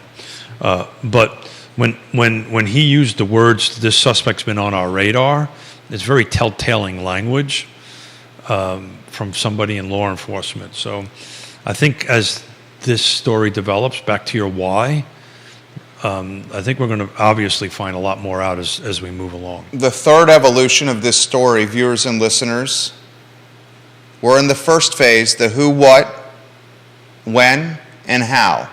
The second phase, from my experience, is the why. The third evolution of the story is the sociology and anthropology of the story. Notice how a story like this has captivated the news cycle and certainly has caught the attention of many in Charlottesville and Central Virginia. Notice how a similar story with a murder on the downtown mall did the same. Ask yourself why the stories or the murders and the crimes that happen in historically black neighborhoods, financially margined neighborhoods, do not drive the same media attention. Why do they not capture the same momentum in the news cycle? Over the weekend, you had a shooting on Hardy Drive. Hardy Drive, a historical African-American neighborhood, financially margined neighborhood. That shooting did not dominate the news cycle, captured very little attention of the news cycle. Ask yourself, why do stories that happen in impoverished neighborhoods rarely register on the news cycle radar, while stories that crimes committed in the downtown mall, in the parking lot of the Omni, or in the grounds at the University of Virginia, they do capture the attention and drive the news cycle? That is the third phase of stories like this. When do we get to the how? How to prevent this? Is that the fourth phase? That's usually part of the third phase. Part of the third phase. So managing editors, those that run newsrooms and allocate the human capital to cover news, what they're doing now is they're huddling with their talent, their reporters and their on-air talent, and they're saying, get us the facts. Get us the facts online, get us the facts on screen. Once the facts are out there, the managing editors are going to their talent and saying, what's the next level of the story? How does a student at the University of Virginia have a gun? If this student was utilizing having gun in September of this year and utilizing it for retribution in any capacity, why was this student still allowed to commit a crime like this months later, a couple of months later? So let's go to the Hardy Drive. Charlottesville, this is from November 12th, updated at 8:13 p.m. from NBC 29. Charlottesville police are investigating a shooting that reportedly left a juvenile, that means a young person, with multiple gunshot wounds, according to the press release. It happened at 800 block of 8 Hardy Drive at 5:54 Saturday p.m. Police do not have description of the suspects, asking for anyone for information to give them a call. So if somebody, let's see if we can get another bad guy here. 434-970-3280. So as of 8:13 on November 12th, there was no more update on that. But to your point, there was a young person shot at 5:54 in Charlottesville. And other than what we're doing right now, it's not talked about too much. I mean, someone was shot on Saturday in the daytime in a historically African-American neighborhood, a financially margined neighborhood, and the news allocated 5 sentences to the shooting. And look at what we're doing. A juvenile, no less. With the shooting at the University of Virginia. Juvenile. Look at the downtown mall shooting and how it captured the attention. That involved one person, the shooting on the downtown mall. And it dominated the news cycle for an entire week. One person being murdered on the downtown mall. It shows you the anthropology and the sociology of news. To reiterate another fact, thank you, Scott, tonight's game against Northern Iowa, Virginia basketball, John Paul Jones Arena, has been canceled.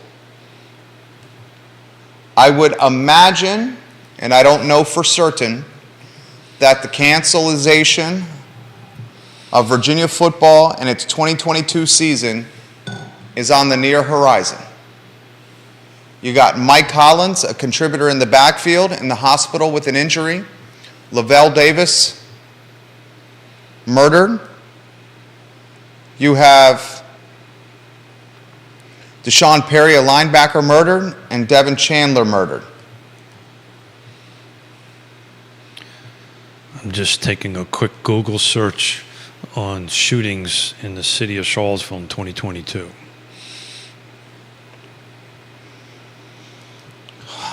Interesting. You know what? I spent a lot of time in GIS. I did not realize in GIS there's a Charlottesville Police Department crime map. Did you know that? I did. I did not know that. We utilize that crime map often in the news business. And it's searchable. That's literally doing it as we speak.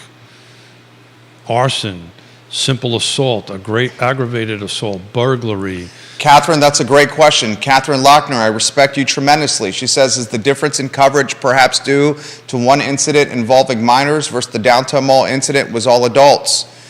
I wish I could say that was the case.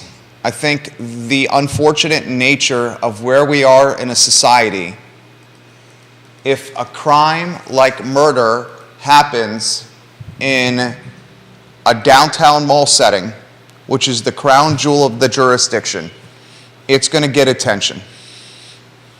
If murder happens in a historically impoverished neighborhood where crime is consistent and repetitive, community members often overlook it. And I'll take it a step further. Another unfortunate nature of what's happening in society today is if crime is compartmentalized to certain pockets of the community, people are willing to take it as business as usual. And that's terribly unfortunate. We must ask ourselves why crime, any capacity, no matter the zip code, the street address, the block, where it's located, why it's happening, and treat it with the same vigor and attention and concern as if the crime happened at the grounds at the University of Virginia or at the crown jewel of Charlottesville, the downtown mall. I'm learning here. I've never actually used this police department crime map. It's Kevin Higgins, I think Wow. it's going to be taken out of his hands. I do not think the coach is going to have any say whether the season is allowed to be played or not. This is above Tony Elliott's pay grade. Yeah, no. This is in the hands of Jim Ryan, the athletic director, and the board of visitors of whether this season continues or not. And here are some elements working against the 2022 season. The team is not bowl eligible anymore. The stadium is half empty. Yeah. And the team is not performing well. Well, just out of respect for the people who passed, who were murdered, I'm confident President Ryan will say, yeah, we're done. We need to pay respect. I think the why is going to be very hard looked at. Why this happened, why we got to this point in it. But I'm just looking over the last 30 days, and I didn't select the offenses, quite a few of them. But if you take a look at that little map there in the last 30 days, and it goes everything from arson all the way up to theft and larceny, shot, fires, robbery. It's a rather full map of icons. And where does it happen? Oh my! Well, yeah. Where do they compartmentalize to? Yeah. If you look at the map, most of the numbers. That's called a heat map. Yeah, most of them are in the neighborhoods as you outlined. Very rarely do you see them up in more affluent neighborhoods. Is a better choice of word. And when they do happen in affluent neighborhoods, what happens? Well, we talk about them. Exactly. We're not talking about. Perfect example of this is the murder in Stony Point. It was a domestic dispute. And in this domestic dispute, Shauna Marie Natalie Murphy murdered her boyfriend, Matthew Sean Farrell. And this Stony Point domestic dispute murder, the murder of Matthew Sean Farrell, captured and drove the news cycle for about a week. The murders that are happening in historically impoverished neighborhoods do not even register on the news cycle besides 15, maybe 30 seconds in local news broadcasts. Keith Smith just identified, what did you identify on that heat map for the city of Charlottesville crime? I've just been able to narrow it down to shots fired.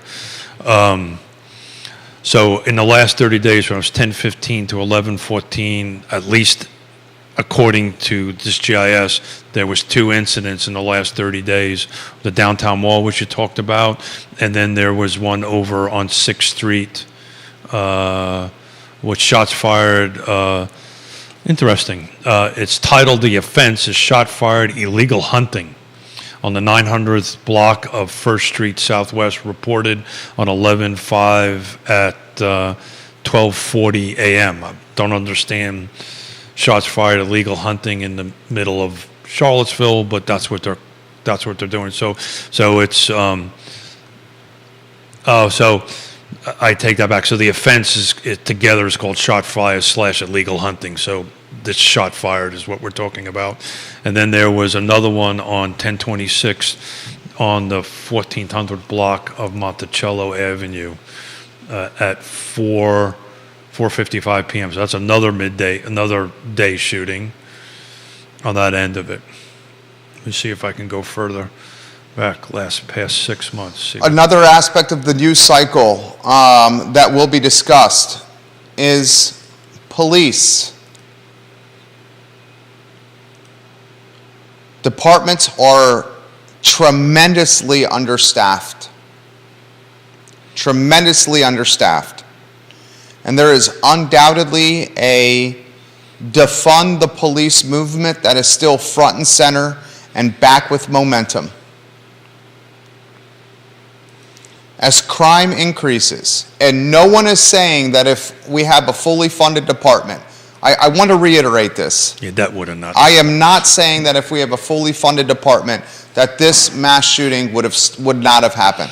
That is not what I'm saying at all. And don't misconstrue my words and don't manipulate what I have to say. However, an aspect of this story undoubtedly will involve departments that are understaffed, police departments that are understaffed. So 5:18 to 11:14. I'm just giving a quick count here. What exactly are you doing? Shooting.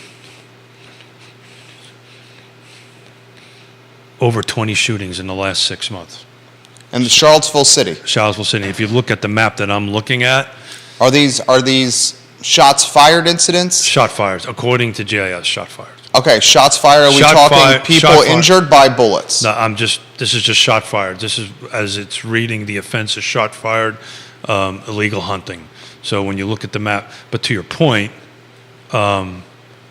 most of them are on the south side of the downtown mall.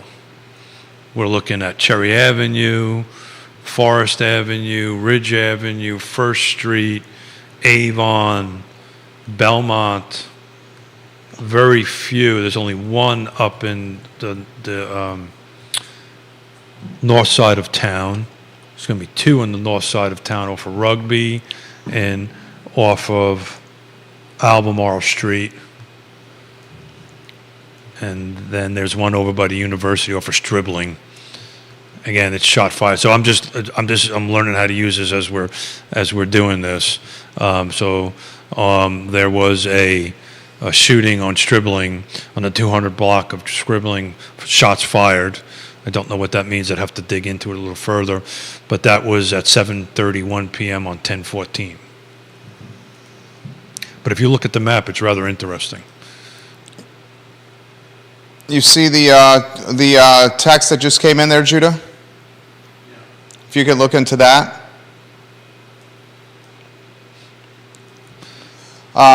So between Hardy, Page, and 10th Southwest, in the last 6 months, just that little triangle right there, there was 1, 2, 3, 4, 5, 6 shot fired incidents according to this map. Oh, man. I want to emphasize this, too, for all those that are watching the show. This is not these circumstances. Now, a shooting like this at the University of Virginia doesn't happen everywhere. Okay? That doesn't happen everywhere. And the rally we saw at August 12, 2017 doesn't happen everywhere either. But a lot of the elements, crime that Charlottesville is dealing with, do happen in other communities. It's not unique to Charlottesville. The tough aspect of what's happening is the national news notoriety that's transpiring. A12 2017 dominated the national news cycle. Yardley Love, the lacrosse player who was murdered by her boyfriend, dominated the news cycle, national. Hannah Graham dominated the news cycle. This is all over the news cycle. Charlottesville, over the course of the last 5 or 6 years, has found itself front and center in the national news cycle for unfortunate reasons. We can't seem to get out of it. Mayor Nikia Walker's poem, where she compared the city to graphic sexual violence, dominated the news cycle. We can't seem to get out of it. So as you were speaking, I'm reading the New York Times article that reflective of the press conference that you were and Judah was able to get on live.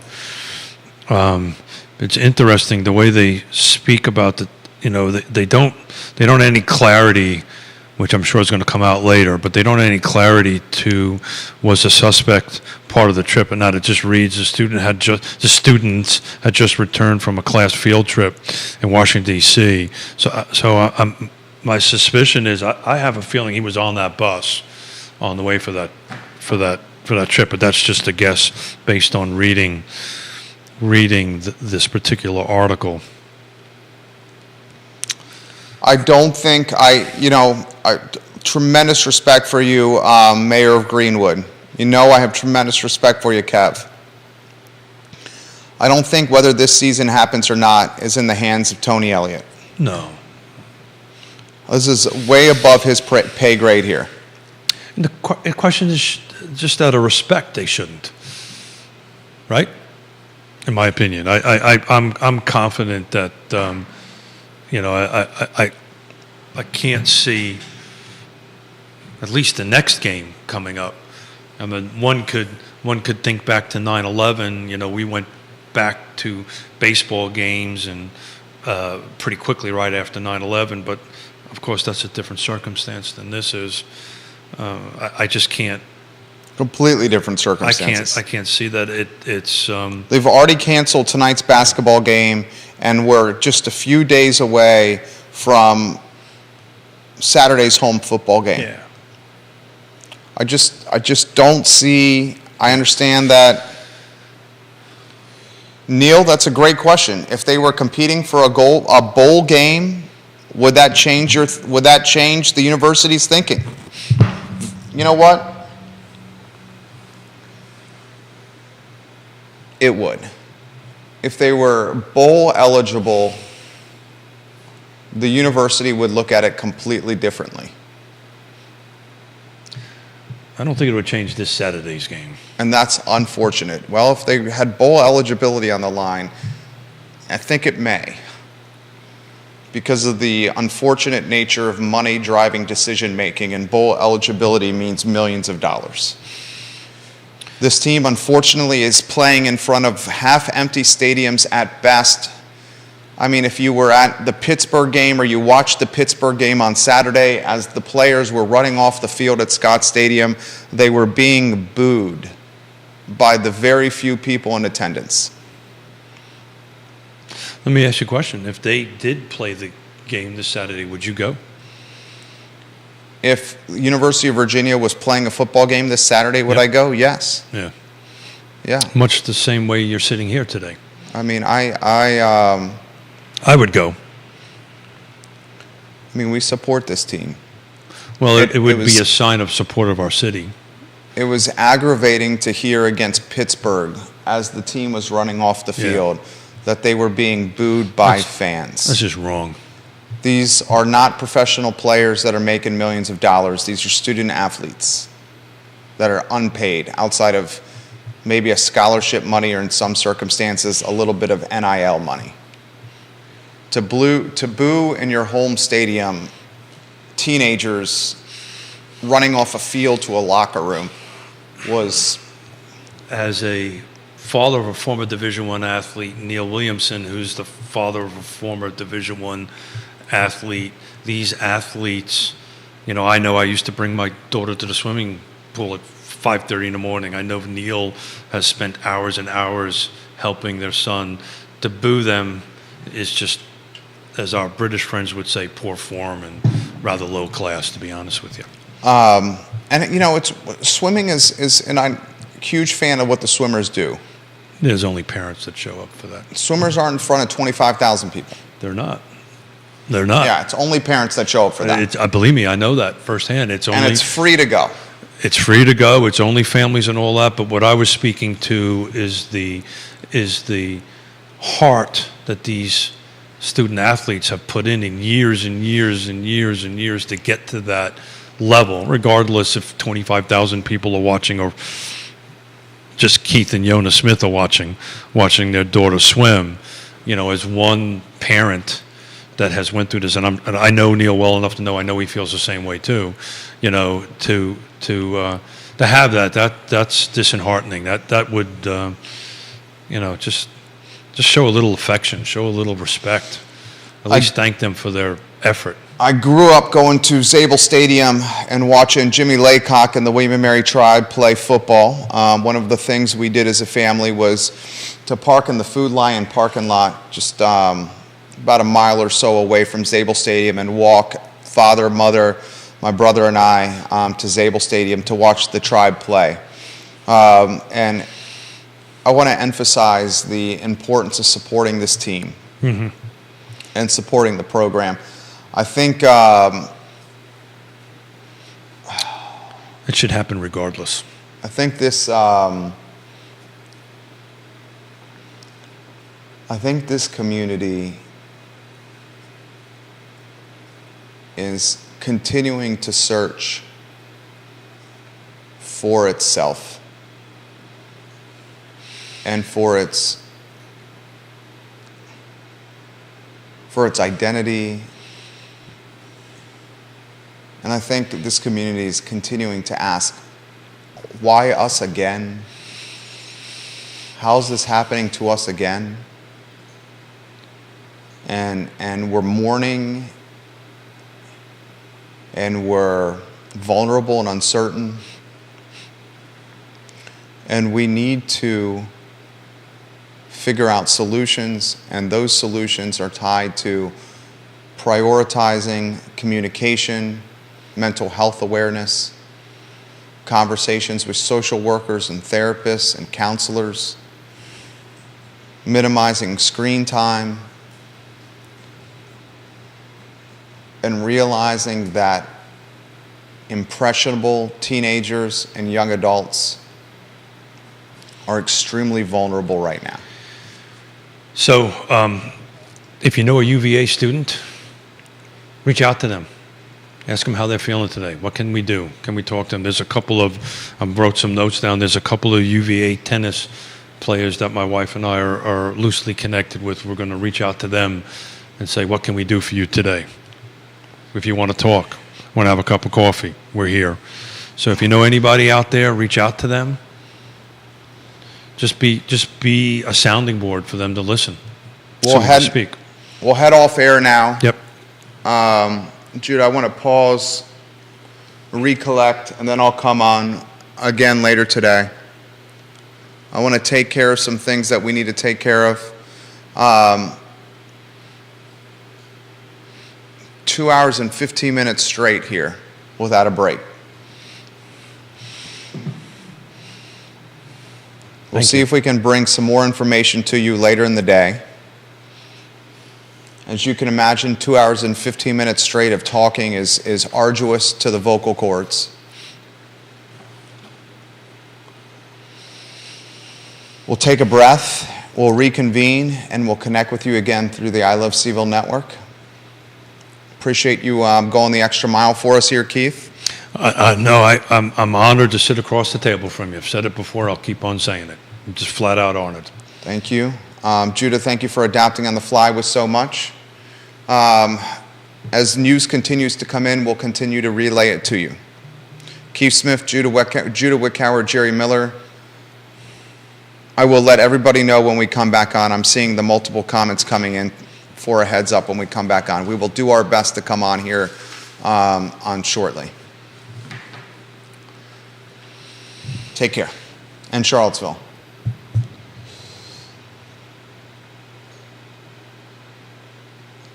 Together we stand as we navigate another national story. Tragedy.